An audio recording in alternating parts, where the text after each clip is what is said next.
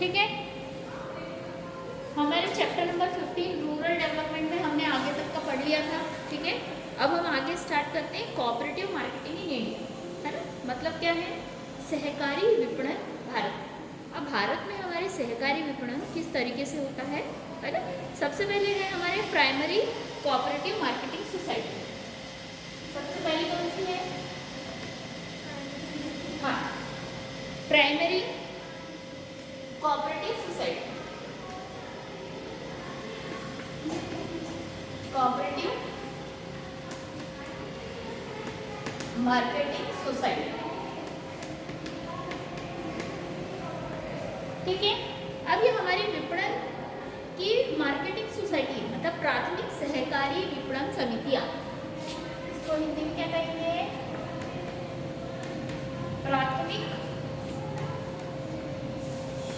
सहकारी विपणन समितियां।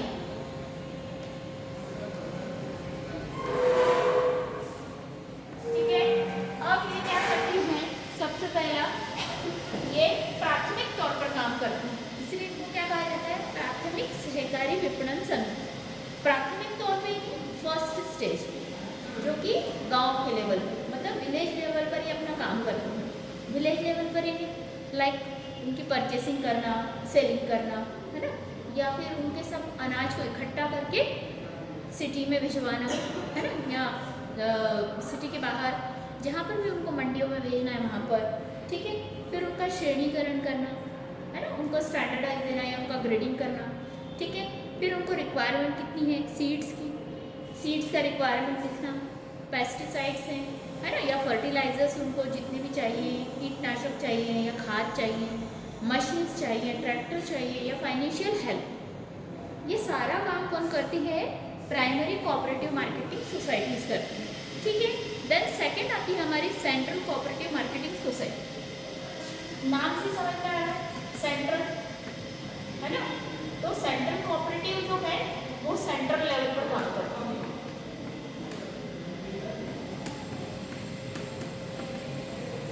सेंट्रल लेवल पर मतलब ये हमारे यहाँ पर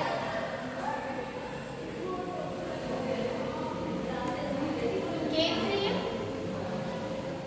सहकारी विपणन समितियां।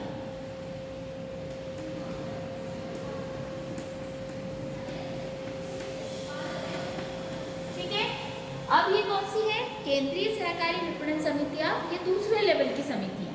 ये क्या करती है, ये हमारी सिटीज जो हैं, है ना, जो छोटे छोटे टाउन्स हैं वहाँ पर क्या करती है, अपना काम करती है। वहाँ के आधार पर मतलब वहाँ के लेवल पर सेलिंग परचेसिंग करना है या फिर वहाँ का जो भी मैनेजमेंट है, मैनेजमेंट को देखना, है ना, तो ये इस लेवल पर काम करती है।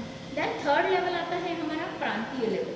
प्रांतीय लेवल ये जो प्रांत के अकॉर्डिंगली काम करती है, यानी प्रदेश की राजधानी हो गई, है ना, या फिर हमारे यहाँ पर जो मेन हमारी सिटीज हो गई उनके हिसाब से। स्टेट स्टेट कोऑपरेटिव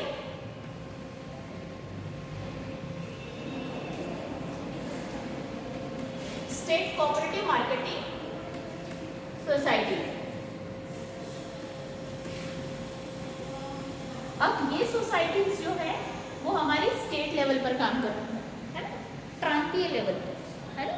जैसे हमारा एमपी स्टेट है, हमारे एमपी के स्टेट में तो हमको क्या मिल जाएगी, प्रांतीय सहकारी समितियां मिलेगी, है ना। जो हमारे यहाँ एमपी का क्या करेगी, प्रोडक्शन देखेगी कि हमारे एमपी में कितना प्रोडक्शन हुआ है, हमको कितनी रिक्वायरमेंट है ना, और कितना हम एक्सपोर्ट कर सकते हैं। ये सारा काम कौन देखती है, विपणन समितियाँ देखती है ना। क्योंकि अगर हमने सारा एक्सपोर्ट कर दिया तो हमारे यहाँ के लोगों का क्या होगा, है ना। तो इसीलिए ये सारा मैनेजमेंट इसके थ्रू देखा जाता है, किसके through, state cooperative marketing societies के थ्रू। इसके बाद नेक्स्ट हमारा आता है NAFED, है ना। NAFED मतलब NAFED, ठीक है, इसका मतलब होता है राष्ट्रीय सहकारी कृषि विपणन संघ। मतलब क्या होता है, राष्ट्रीय सहकारी सहकारी विपणन संघ,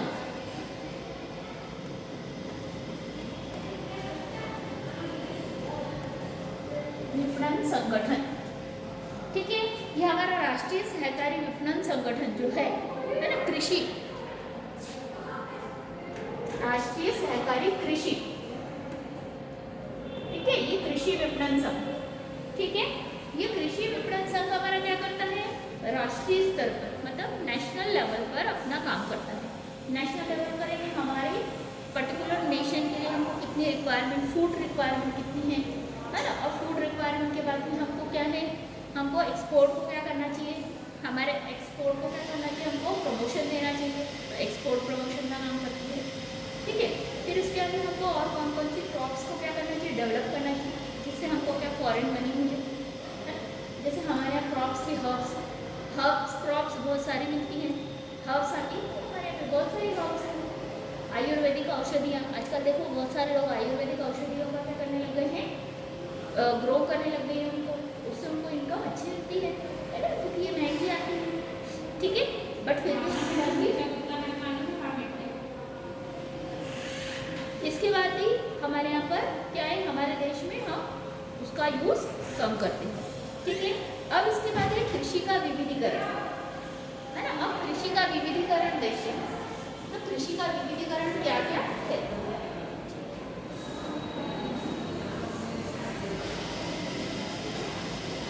अब डाइवर्सिफिकेशन ऑफ फार्मिंग, है ना।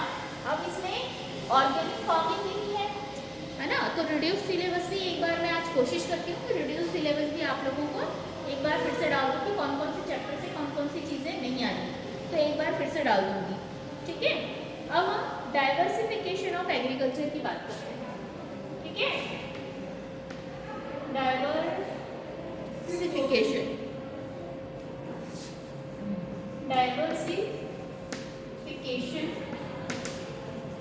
ऑफ एग्रीकल्चर,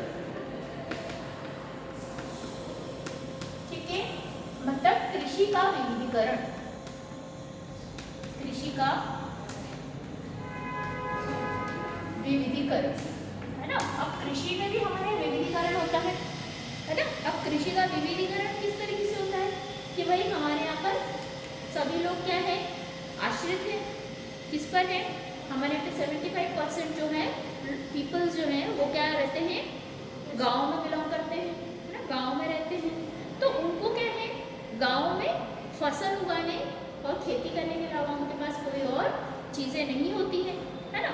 तो उनको क्या करना कि सिर्फ खेती पर वो आश्रित ना रहें, उसके साथ साथ उनको क्या कराया जाए, खेती के साथ साथ उनको नए उद्योग दिए जाए, जैसे स्मॉल, छोटे या कॉटेज इंडस्ट्रीज, स्मॉल उद्योग, है ना। आप लोगों को पता है स्मॉल एंड कॉटेज इंडस्ट्रीज जो होती हैं वो हम उनको सेटअप करवा सकते हैं गांव में, जिससे उनका पूरा ध्यान जो खेती पर रहता है, तो खेती के अलावा वो दूसरे काम करके भी कुछ पैसे अर्न कर सकें, ताकि उनका लिविंग ऑफ स्टैंडर्ड क्या हो सके, वो इंक्रीज हो सके, है ना।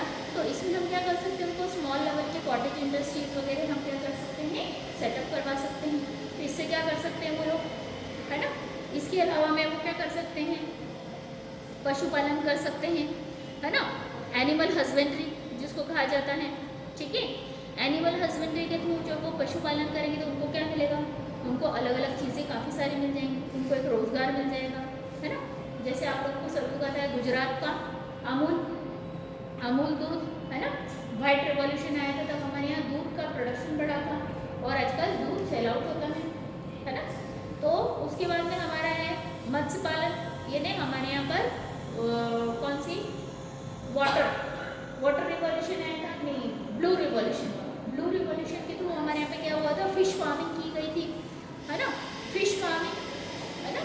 अब फिश फार्मिंग के थ्रू आप लोगों को सबको पता है, बहुत लोग जो कोस्टल एरियाज में रहते हैं, है ना, वहाँ पर क्या किया जाता है, जनरली उनको फूड क्या होता है, राइस है, फिश और राइस ही रहता है। वेस्ट बंगाल वगैरह साइड, कोलकाता वगैरह साइड जाओ, उधर आप लोगों को जनरली यही मिलेगा, फिश एंड राइस ही खाना रहता है। मुंबई में भी अधिकतर लोग फिश एंड राइस ही खाना पसंद करते हैं, क्योंकि उधर यही सारी चीज़ें मिलती हैं, तो मोस्ट प्रॉब्लली लोग वही खाते हैं, ठीक है। फिर उसके बाद हमारा है बागवानी, है ना। बागवानी आपको सबको पता है क्या करते हैं हम, गार्डनिंग, है ना। गार्डनिंग के थ्रू भी हम इसमें क्या कर सकते हैं, नए नए उद्योग बना सकते हैं लोगों के लिए। इसमें फ्रूट्स, वेजिटेबल्स हैं, इसके बाद में स्पाइसेस हैं, मसाले। आपको सभी को पता है केरला से आते हैं, वहाँ पर केरला में मोस्ट प्रोबेबली आपको सारी मसालों की खेती मिलेगी, है ना। फिर उसके बाद में चाय है, कॉफ़ी है, इनकी सबकी हम क्या कर सकते हैं, प्रोडक्शन कर सकते हैं। इसके थ्रू भी उनको काम मिलता है गाँव के लोगों को, है ना। जैसे आसाम में आपको चाय के बागान मिलेंगे, वहाँ पे सिर्फ आसाम में चाय की खेती की जाती है, उससे उनका अच्छा खासा प्रोडक्शन होता है। इसको गोल्डन रिवॉल्यूशन के थ्रू इसको भी बढ़ाया गया था, है ना। हमारे यहाँ पे गोल्डन रिवॉल्यूशन आया था, तब इनकी खेती भी हमने क्या की थी, बढ़ाई थी। फिर हम देखो गवर्नमेंट ने डाइवर्सिफिकेशन के लिए क्या क्या तकनीक शुरू की है। सबसे पहले तो गवर्नमेंट ने क्या किया है, नेशनल एग्रीकल्चर इंश्योरेंस पॉलिसी शुरू की है, जिससे खेती का क्या हो सकता है, बीमा हो सकता है ना। फिर उसके बाद में उन्होंने क्या किया, गार्डनिंग का काम शुरू किया, ताकि लोग क्या कर सकें, खेती ज़्यादा लेवल पर करें, गार्डनिंग करें, उससे उनको क्या मिलेगा, ज़्यादा बिजनेस मिलेगा, है ना। फिर है सीड बैंक शुरू किए, है ना।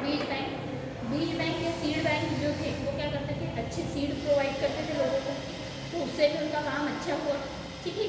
फिर उनको वाटर फैसिलिटी प्रोवाइड करना, ठीक है। फिर उसके बाद में उन्होंने कोऑपरेटिव सोसाइटीज़ का क्या किया, डेवलपमेंट किया, इस्टेब्लिशमेंट किया। तो ये हमारी सारी चीज़ें किसी में हुई, गवर्नमेंट के स्टेप्स, ठीक है।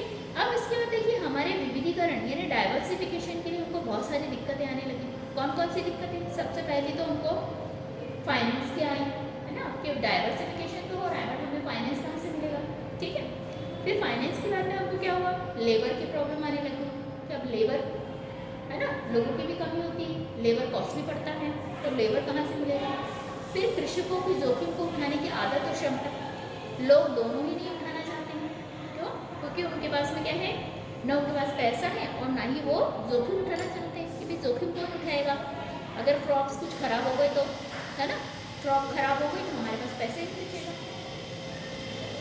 फिर जो हमारे फार्मर्स हैं उनके पास इतना समय भी नहीं है कि वो विविधीकरण सीखे, डाइवर्सिफिकेशन, है ना। हमारे जो ट्रेडिशनल आ रही है जो खेती वही हो रही है ना, ट्रेडिशनल खेती होती है ना। जैसे हम लाइक आफ्टर रेनी सीजन हम लोग क्या बोया जाता है, हमारे खेतों में गेहूँ और चना बोते हैं ना, तभी तो आप लोगों को छोड़ मिलते हैं, है ना, एमपी में जनरली।